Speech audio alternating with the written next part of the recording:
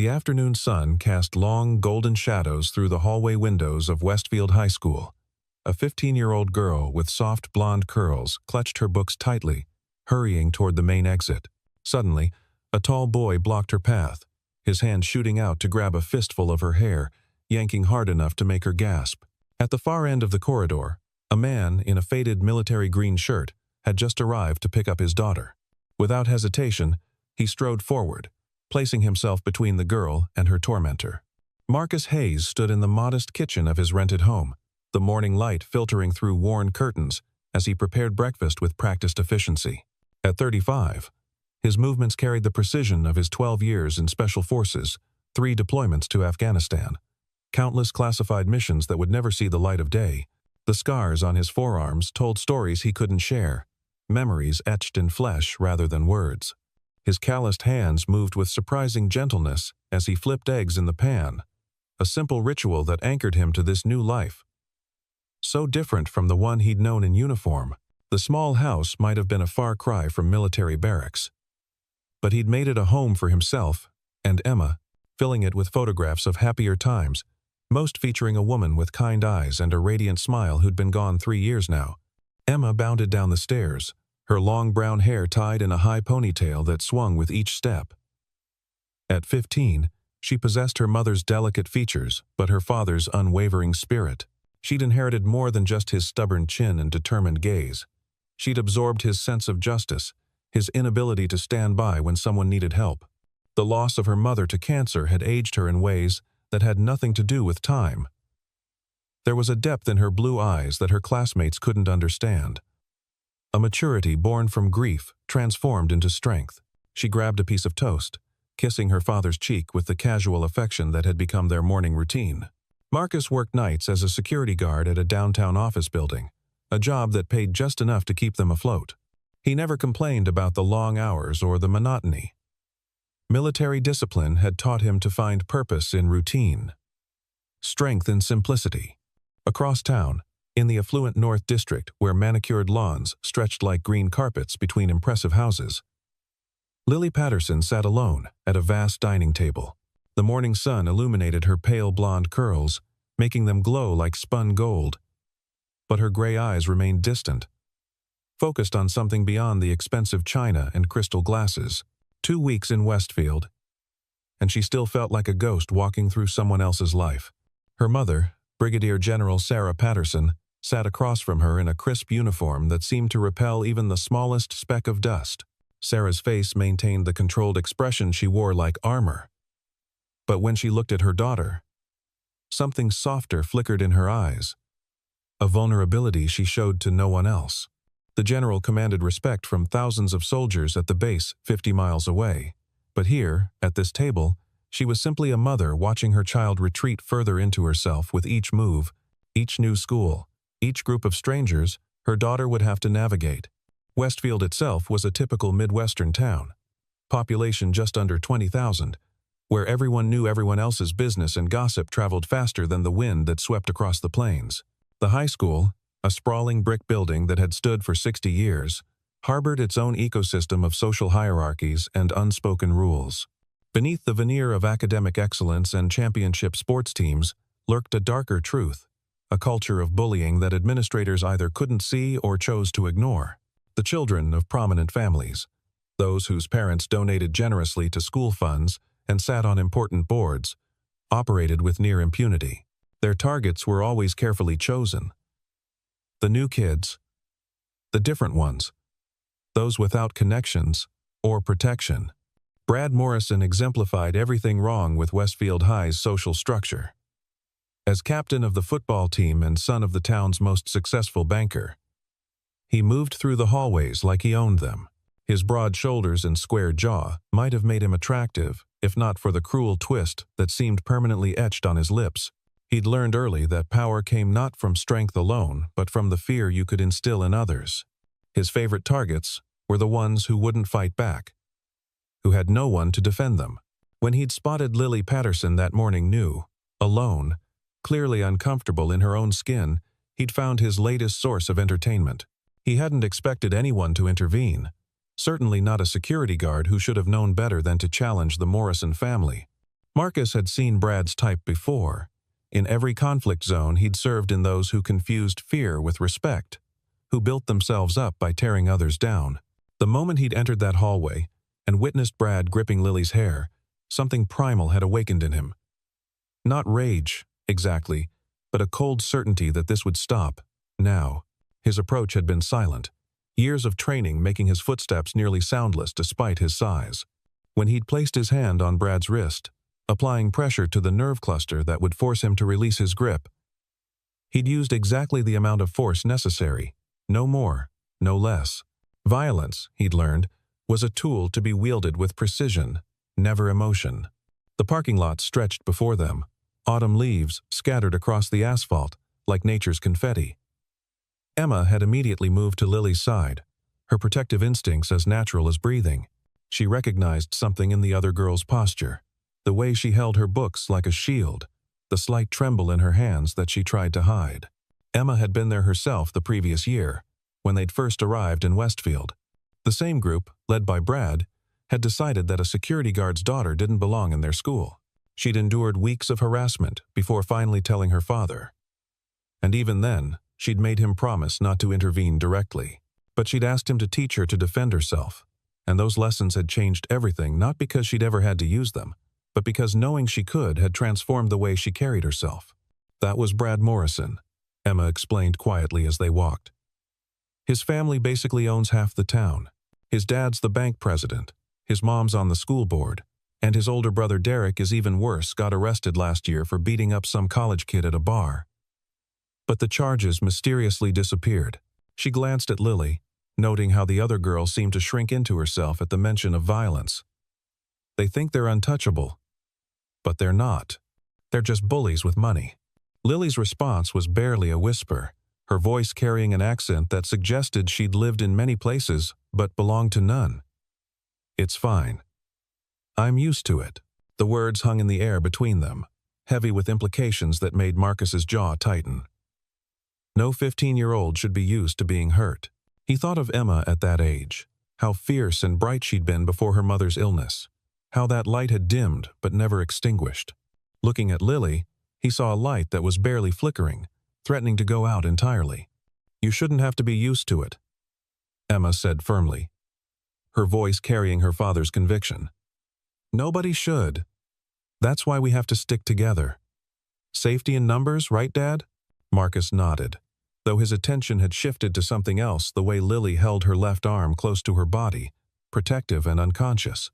His trained eye caught what others might miss, the slight favoring of one side, the careful way she moved that suggested old injuries, maybe more than just physical ones. Marcus noticed how Lily unconsciously kept her distance from him, maintaining at least 3 feet of space at all times. It was a practiced maneuver, the kind of spatial awareness that came from hypervigilance. He'd seen it in combat zones, in soldiers who'd been ambushed one too many times, but this was a 15-year-old girl in suburban America. What had happened to make her so wary? His protective instincts, already engaged, shifted into higher gear. This wasn't just about one incident of bullying. There was a deeper story here, one written in the language of survival, that both he and this young girl seemed to speak fluently. As they reached the edge of the parking lot where paths would diverge, Emma made a decision that would change all their lives. "What's your phone number?" she asked Lily. "I'll text you tonight, and tomorrow morning, we'll meet at the coffee shop on Maple Street before school. It's neutral ground, and they have amazing hot chocolate." The offer hung in the air like an extended hand, waiting to see if it would be accepted or left empty. Lily looked between Emma and Marcus, something shifting in her gray eyes. For a moment, the mask slipped, revealing a glimpse of the lonely, frightened girl beneath the careful composure. "Why?" she asked, the single word carrying the weight of every betrayal, every move, every friend left behind. "Why would you help me? You don't even know me." Emma's answer was simple and devastating in its honesty. "Because I know what it's like to be alone. And nobody should have to face Brad Morrison and his goons by themselves." She paused, then added with a small smile. "Plus, anyone who can stay that calm while getting their hair pulled is definitely someone I want as a friend." "You're tougher than you look, Lily Patterson." At the mention of her last name, Marcus noticed Lily stiffen slightly. It was subtle, but unmistakable she hadn't told them her last name. Emma noticed too, looking confused. "How did you know my name?" Lily asked, her voice carefully neutral. Emma shrugged. "Everyone knows the new kids' names. Small-town gossip and all that. Your mom's military, right? That's what I heard anyway." The silence that followed was heavy with unspoken truths. Lily finally nodded, pulling out her phone with her right hand, while her left remained carefully tucked against her side. As she did, her sleeve rode up just enough for Marcus to see what he'd suspected, not just one bruise, but several, in various stages of healing. And there, on her wrist, a delicate silver bracelet that made his breath catch. He knew that insignia, had seen it only a handful of times in his career. It was the symbol of Delta Force, the Army's most elite special operations unit. Either Lily's father had been one of the most highly trained soldiers in the American military, or someone in her family wanted others to think he was. 703-555-4289, Lily recited, her voice gaining a tiny bit of strength. "Text me whenever." I don't really sleep much anyway." The admission slipped out before she could stop it, and color rose in her pale cheeks. Emma pretended not to notice, quickly entering the number in her phone with a cheerfulness that didn't quite mask her concern. They parted ways at the corner of Madison and 3rd, Lily walking toward the north side of town with quick, purposeful strides that suggested she knew exactly how long it took to get home and didn't want to be late. Marcus and Emma watched her go, both lost in their own thoughts. "Dad," Emma said quietly, "there's something really wrong there, isn't it?" Marcus nodded slowly, his mind already cataloging what he'd observed, the pieces of a puzzle that didn't quite fit together yet. "Yeah, baby, there is, but we'll help her, won't we?" Emma's response was immediate and fierce. "Absolutely." The evening came with the kind of Midwestern sunset that painted the sky in shades of orange and pink, beautiful enough to make you forget the ugliness that could hide in such a picturesque town. Marcus and Emma had fallen into their evening routine dinner at Murphy's Diner, where the waitress knew their order by heart and the coffee was strong enough to wake the dead. They were walking home, Emma chattering about her history project on the Cold War, when the shadows moved. 3 figures emerged from the alley between the hardware store and the pharmacy. Brad Morrison stood in the center, flanked by 2 of his football teammates, Tyler and Jake. But it was the 4th figure, stepping out behind them, that made Marcus's muscles tense in preparation for violence. Derek Morrison was 25, built like his brother but with none of the boyish softness that remained in Brad's face. Prison had hardened him, not officially, of course, since the charges had been dropped. But everyone knew he'd spent 3 months in county lockup before his father's money had worked its magic. His eyes held the flat, dangerous look of someone who'd crossed certain lines and found he liked the other side. Well, Derek drawled, his voice carrying the false friendliness of a predator toying with prey. The hero security guard. "Heard you put your hands on my little brother today." Marcus shifted slightly, positioning himself between the threat and Emma. His voice remained calm, almost conversational. "Your brother was assaulting a student. I stopped him. If you have a problem with that, I suggest you take it up with the school administration." The words were reasonable, but his body language spoke a different language. Entirely feet planted, weight balanced, ready to move in any direction. Emma had backed up 3 steps, just as he'd taught her, phone already in hand, though she hadn't lifted it yet. "See, that's where you're wrong." Derek stepped closer, close enough that Marcus could smell the beer on his breath. "In this town, we handle things differently. The Morrison family has been here for 4 generations. You've been here, what, a year? You don't get to come into our town and tell us how to behave." His fists clenched, and Marcus read the telegraph of the punch before it came the slight drop of the shoulder, the shift in weight. The punch never landed. Marcus moved with an economy of motion that was almost beautiful in its efficiency. He redirected Derek's fist past his head, using the man's own momentum to send him stumbling forward. Tyler and Jake rushed in from both sides. But Marcus had already anticipated their attack.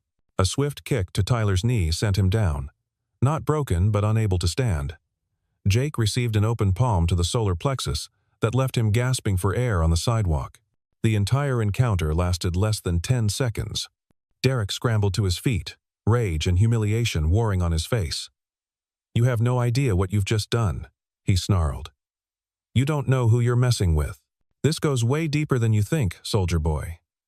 The last two words were spit out with particular venom, suggesting Derek knew more about Marcus's background than he should. "My family has connections you can't even imagine. One phone call, and you'll lose that pathetic job. Another call, and maybe..." Child Services starts wondering if a violent vet should be raising a teenage daughter alone.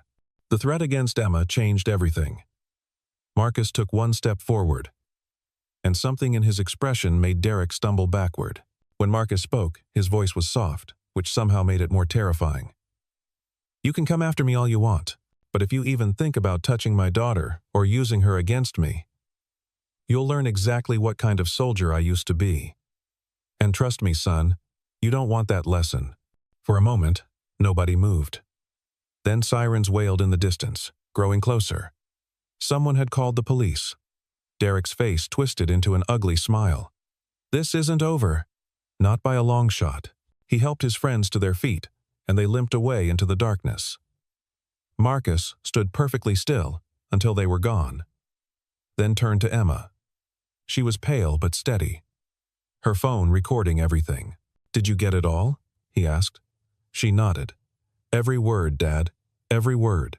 They walked home in silence, both processing what had happened and what it might mean. The Morrison family's influence in Westfield was no idle threat. Marcus had seen how small-town power structures worked, how money and connections could twist justice into something unrecognizable. But he'd also learned that bullies, whether in combat zones or suburban streets, all had the same weakness: they relied on fear, and when someone wasn't afraid, they didn't know what to do. The question was whether standing up to them would protect Emma and Lily or paint bigger targets on all their backs. The next morning arrived with an unseasonable chill, frost coating the windows like nature's warning of harder times ahead. Marcus had barely slept, his mind running through scenarios, contingency plans, the kind of tactical thinking that had kept him alive in much more dangerous situations. He was making breakfast when the doorbell rang at exactly 0700 hours military precision timing that made his instincts flare. Emma was still upstairs, getting ready for school. Marcus approached the door carefully, noting the large black SUV parked outside, government plates clearly visible. He opened the door and found himself face to face with a ghost from his past. Brigadier General Sarah Patterson stood on his doorstep in full dress uniform, her posture parade ground perfect despite the early hour. For a moment, neither spoke, the weight of shared history hanging between them like a physical presence. Sarah looked exactly as she had 8 years ago in Afghanistan, perhaps a few more lines around her eyes, a streak of premature silver in her dark hair that hadn't been there before. But it was her expression that struck him most, the carefully controlled mask that he remembered from the worst day of both their lives. "Marcus," she said, his name sounding strange on her lips after so many years. "We need to talk." Her voice carried the same authority that had once commanded hundreds of soldiers. But underneath, he heard something else. A mother's fear, carefully controlled, but unmistakable. "May I come in?" Marcus stepped aside wordlessly, his mind racing. Sarah Patterson. Of course. Lily Patterson. How had he not made the connection? But Patterson was a common enough name, and the last he'd heard, Sarah had been stationed in Germany. He led her to the living room, noting how her eyes took in everything: the photographs of Emma and her mother, the folded flag in its triangle case on the mantel, the small signs of a life rebuilt from loss. She sat on the edge of the couch, back straight, hands folded in her lap in a position that looked relaxed but wasn't. "I heard about yesterday," she began without preamble. "Both incidents, the school and the street." Her jaw tightened almost imperceptibly. "I wanted to thank you for protecting Lily. She didn't tell me herself, she never does, but I have my sources." The admission revealed more than she probably intended about the distance between mother and daughter, the gaps that secrets and silence could create, even in the closest relationships. Your daughter's been hurt before, Marcus said. Not a question, but a statement. Those bruises aren't from yesterday. Sarah's composure cracked slightly, pain flashing across her features before she reasserted control. Every base, every school, it's the same. She's always the target. The general's daughter, the new kid, the one who doesn't fit in. I've tried everything. Private schools, base schools, homeschooling. Nothing works. She just withdraws more each time. The silence stretched between them, filled with everything they weren't saying. Finally, Marcus spoke. Kandahar. Operation Iron Shield. December 15th, 2016. Each word was carefully placed, like stepping through a minefield. Sarah's face went pale, her hands clenching involuntarily. You remember, she said softly. Of course, you remember. How could either of us forget? The mission had been classified at the highest levels, a joint special operations raid on a high-value target. Sarah had been the intelligence officer who'd planned it, Marcus the team leader who'd executed it. Everything had gone wrong. Bad intel, an ambush, 3 good soldiers dead, including Sarah's husband, Lieutenant Colonel James Patterson, who'd insisted on accompanying the raid despite regulations. Marcus had carried James's body out himself, had been the one to hand Sarah her husband's tags, still warm with blood. The official report blamed no one, cited the fog of war, but both Sarah and Marcus knew the truth. The intelligence had been flawed, and the decision to proceed had been hers. I didn't know you were in Westfield, Sarah continued, her voice steadier now that the worst had been said. If I had, I would have. I don't know. Warned you? Apologized? It seems insufficient after all this time. She looked at him directly for the first time since mentioning Kandahar. I heard about your wife. Cancer. I'm sorry, Marcus. I'm so very sorry. We've both lost too much, Marcus replied, his own voice rougher than intended. But our daughters don't have to carry our ghosts. Lily needs help, Sarah. Not just protection from bullies, but real help. She's showing signs of trauma response that go way beyond normal teenage adjustment issues. He paused, choosing his words carefully, and the Morrisons made threats. Not just against me, but against Emma. They seem to think their family's influence makes them untouchable. Sarah's expression hardened into something Marcus recognized, the look of a commander whose troops had been threatened. The Morrison family, she said slowly, has been a problem for the military community for years. Derek Morrison was dishonorably discharged from the Army 2 years ago for assault and conduct unbecoming. His father pulled strings to keep it quiet, but I have access to records they thought were buried. She stood, smoothing her uniform with practiced precision. They want to play power games? They have no idea what real power looks like. Emma appeared in the doorway, dressed for school but hesitant to interrupt. She looked between her father and the uniformed woman with curious eyes. Sarah's expression softened immediately, and Marcus saw her truly smile for the first time. You must be Emma. Lily spoke about you last night, the first time she's mentioned a friend in over a year. Thank you for your kindness yesterday. Emma, never one to be intimidated by authority, walked into the room with confidence. Is Lily okay? She seemed really shaken up yesterday. Sarah's smile became sadder. She will be, I hope. Especially with friends like you. Emma studied the general with that direct gaze she'd inherited from her father. You're Lily's mom. She has your eyes, just grayer, and the same way of holding herself, like she's ready for an inspection even when she's trying to relax. The observation was so accurate that Sarah actually laughed, a surprised sound that seemed to startle her. You're very perceptive. Your father must be proud. Marcus felt something ease in his chest at the sound of Sarah's laugh. Maybe, just maybe, they could move past their shared tragedy and focus on what mattered now, their daughters. I have a proposition, Sarah said, returning to her professional demeanor but with warmth still in her eyes. Lily needs to learn self-defense, real skills, not just the basic courses they offer at the base. And she needs friends, people she can trust. Would you consider training both girls together? I'll compensate you, of course, and it would give them structured time to bond while learning something valuable.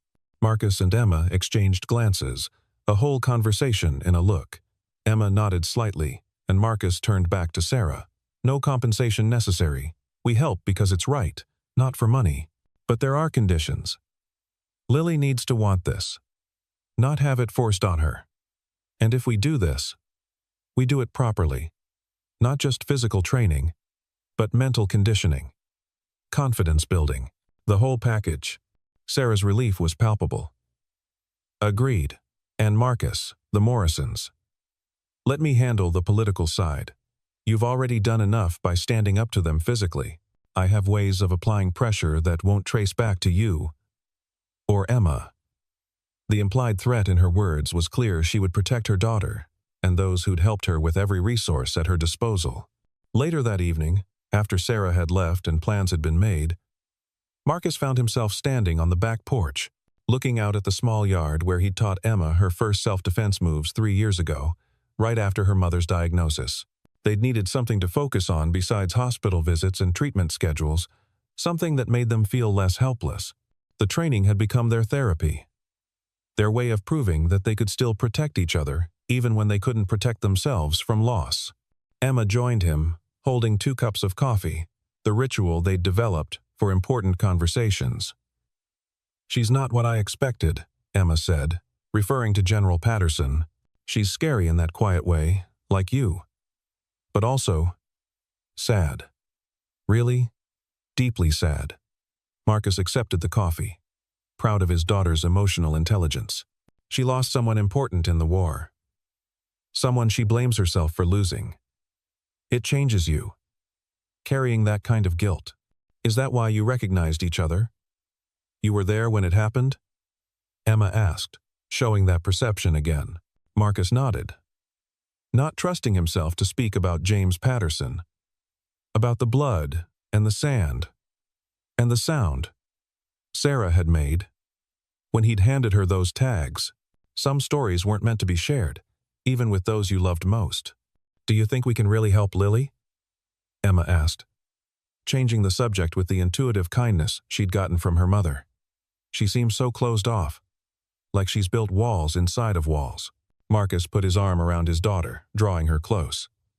Everyone can be helped if they want to be, and sometimes the people with the highest walls just need someone patient enough to find the door.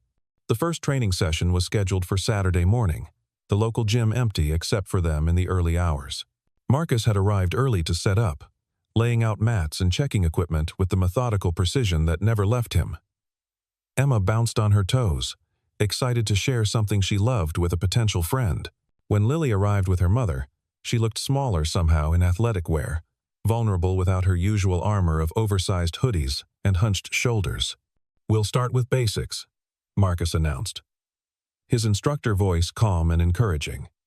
Stance, balance, awareness. The foundation everything else builds on. Emma will demonstrate. Then we'll work through it together. He watched Lily carefully, noting her reluctance to take up space. The way she tried to make herself smaller even when practicing defensive positions. Lily, you have the right to exist. You have the right to defend yourself. The first step is believing that. Sarah watched from the side, having changed from her uniform into civilian clothes that somehow still made her look military. Marcus could see her fighting the urge to intervene, to correct, to command. But she stayed silent, understanding that this needed to be Lily's journey, not hers. Emma proved to be a natural teacher, patient and encouraging, finding ways to make Lily laugh when the tension got too high. She shared her own struggles, the times she'd frozen in fear, the techniques that had helped her push through. As the weeks passed, the Saturday sessions became a cornerstone of all their lives.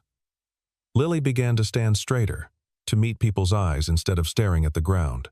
She still flinched at unexpected movements, still kept her guard up, but there were moments of genuine joy when she successfully completed a complex defensive sequence, when Emma's ridiculous jokes caught her off guard, when Marcus's quiet approval made her beam with pride. Sarah began joining the sessions, first as an observer, then as a participant, her own skills sharp despite years behind a desk. The transformation wasn't just physical, Emma and Lily became inseparable at school, their friendship a shield against Brad Morrison's continued harassment. He hadn't given up, but he'd become more careful, especially after his father received a visit from military investigators asking about Derek's discharge and certain financial irregularities in his bank's dealings with government contracts. The message was clear: push too hard, and push would come to shove. Marcus and Sarah began talking after sessions, first about the girls, then about their shared past. Finally, about their individual losses and the challenge of single parenthood. The conversation that had been impossible 8 years ago, in the aftermath of tragedy, became possible in this small gym, with their daughter's laughter echoing off the walls. They were careful, both too damaged to rush into anything, but something was building between them. Not romance, not yet, but understanding, respect, the foundation of something that might grow given time. Everything changed on a Thursday evening 6 weeks after that first training session. Marcus was at work, Emma and Lily were studying at the public library, and Sarah was in a meeting at the base. None of them saw the trap being set. Derek Morrison had spent weeks planning, recruiting help from outside town, people who didn't know or care about military connections or small-town consequences. He wanted revenge, and he decided that the best way to hurt Marcus was through the girls. The attack came as Emma and Lily were walking home from the library, taking their usual route through the park. 6 men emerged from the shadows, surrounding them quickly and efficiently. Derek stood back, directing like a general who wouldn't dirty his own hands. Well, the soldier's brat and the general's princess. Perfect. His smile was ugly with anticipation. You're going to send a message for me. But Derek had made a crucial miscalculation. These weren't the same frightened girls from 6 weeks ago. The training had given them more than just physical skills. It had given them confidence, trust in each other, and the knowledge that they didn't have to be victims. When the first man reached for Emma, she reacted instinctively, the moves Marcus had drilled into her flowing naturally. Lily, quiet Lily, who wouldn't hurt a fly, became someone else entirely when Emma was threatened. The weeks of training, the bond they'd formed, the protective instincts that had been dormant all activated at once. The fight was messy, desperate. Nothing like the controlled environment of the gym. But the girls worked together, covering each other's weaknesses, using the terrain to their advantage. They couldn't win against 6 grown men, but they didn't have to. They just had to survive long enough. Emma had triggered the emergency alert on her phone the moment the men appeared, sending their location to her father and Sarah. Lily's scream pierced the night air, deliberate and sustained, drawing attention from nearby houses. Marcus arrived first, having broken every speed limit and probably several laws of physics to get there.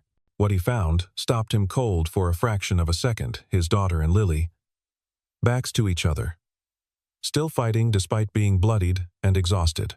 Then his training took over, and he became something Derek Morrison had never imagined existed: not just a soldier, but a father protecting his young. The 6 men never stood a chance. Marcus moved through them like a force of nature, precise and devastating, each strike calculated to incapacitate without killing, though the restraint cost him. Sarah arrived with military police from the base, having made the decision to involve federal authorities the moment she received Emma's alert. The park was suddenly flooded with lights and uniforms.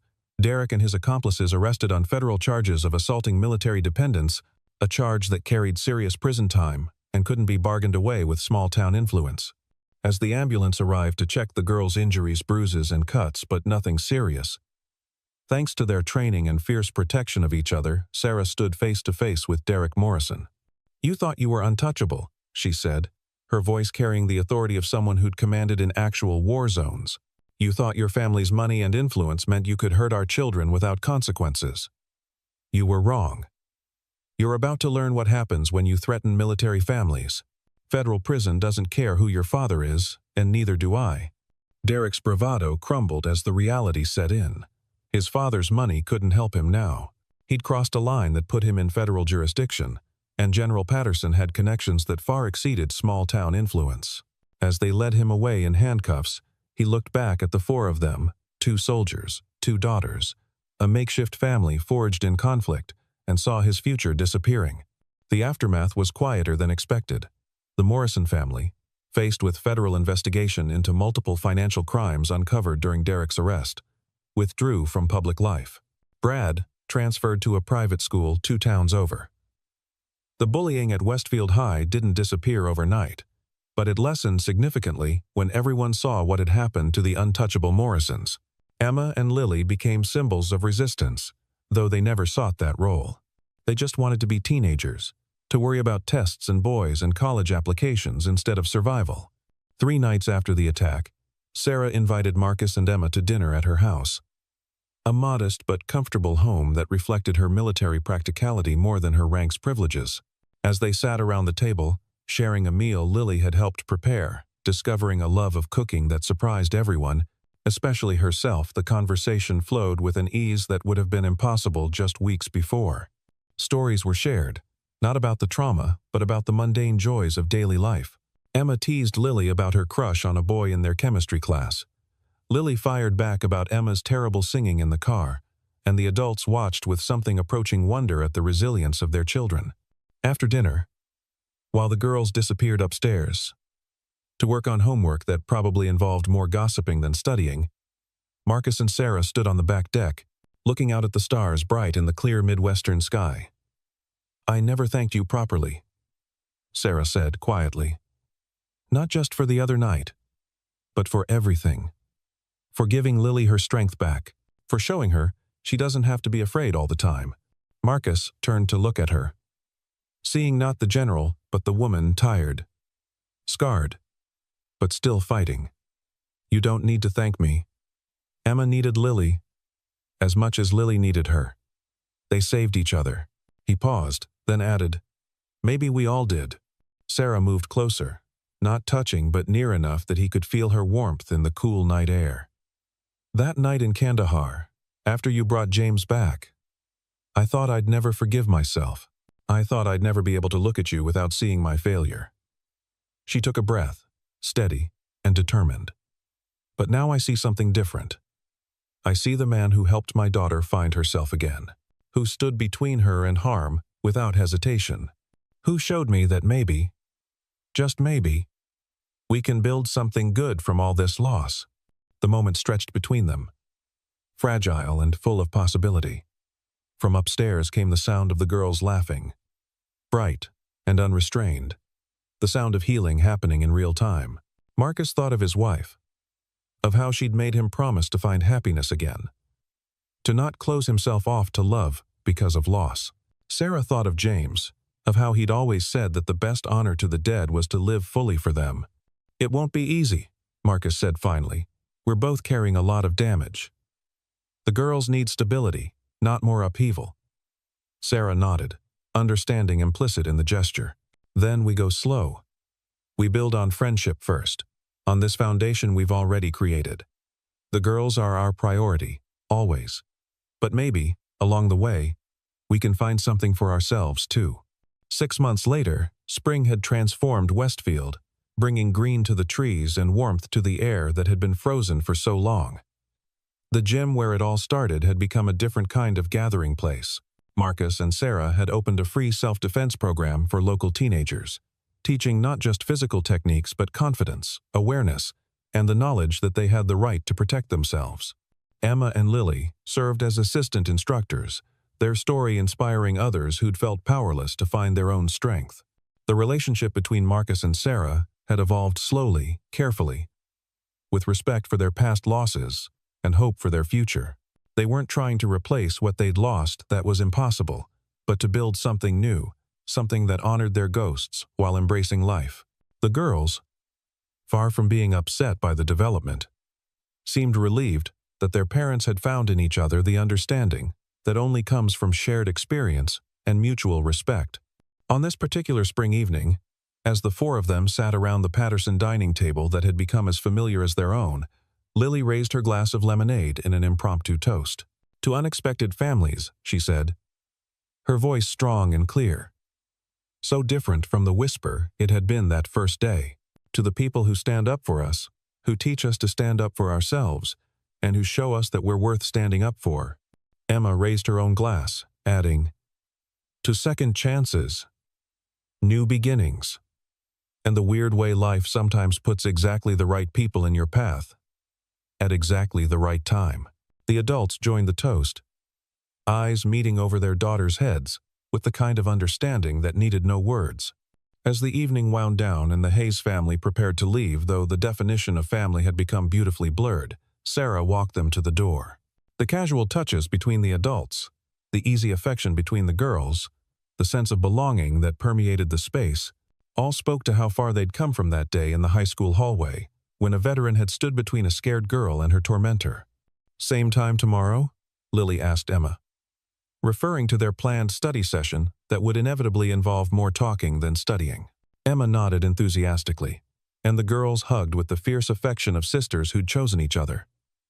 As Marcus and Emma walked to their car, Sarah called out softly, "Marcus."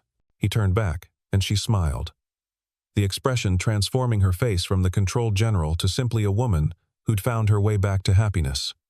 "Thank you for everything," Marcus smiled back, the expression reaching his eyes in a way Emma hadn't seen since before her mother's death. "Thank you too, Sarah, for trusting us. For trusting this." The words carried weight beyond their simplicity, acknowledgement of all they'd overcome and all that lay ahead. As they drove home through the quiet streets of Westfield, Emma reached over and squeezed her father's hand. "Mom would be proud of you, Dad. Of us. Of all of this." Marcus squeezed back, his throat tight with emotion. "I think she would be, baby. I really think she would be." The story that had begun with an act of simple human decency protecting someone who needed help had evolved into something neither Marcus nor Sarah could have anticipated. Two broken families had found in each other not just healing but renewal. The ghosts of the past would always be there, honored and remembered, but they no longer defined the future. In a small town where everyone knew everyone's business, the veteran and the general, the two teenage girls who'd become sisters in all but blood, had written their own story of redemption, courage, and the extraordinary power of ordinary people choosing to stand up for what's right. Sometimes, the most profound changes come not from grand gestures, but from small acts of courage multiplied over time. A hand extended in protection becomes a bond of trust. A moment of intervention becomes a lifetime of connection. And sometimes, just sometimes, saving someone else becomes the very thing that saves you too.